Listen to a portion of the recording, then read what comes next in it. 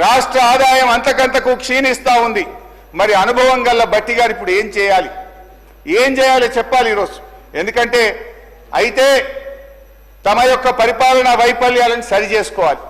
లేదంటే రేవంత్ రెడ్డి గారి ఫార్ములా ప్రకారం ప్రభుత్వ భూములు అమ్మాలి. ఏనుముల వారి పాలనలో మరి ఎన్ని భూములు కథం పట్టిస్తారో తెలియదు అధ్యక్ష.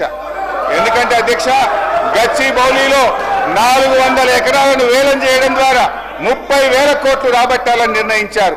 ఇప్పటికే టీజీఏసీ భూములు తాకట్టు పెట్టి 10,000 కోట్ల రూపాయలు అప్పు తెచ్చారు.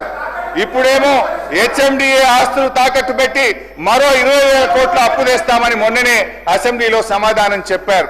హెచ్ఎండబ్ల్యూఎస్ఎస్ జిహెచ్ఎంసీ ఆస్తులు తాకట్టు పెట్టి మరో 20,000 కోట్లు అప్పు తెచ్చే ప్రయత్నం చేస్తున్నారు. హౌసింగ్ బోర్డు భూములు అమ్మకం ఇప్పటికే షురువైపోయింది. నాడేమో ప్రభుత్వ భూములు పెద్దలు ఇచ్చిన ఆస్తని, జాతి సంపదని, చచ్చిపోతే బొంద పెట్టడానికి జాగుండదని రేవంత్ రెడ్డి గారు చాలా గొప్పగా సుభాషితాలు చెప్పారు.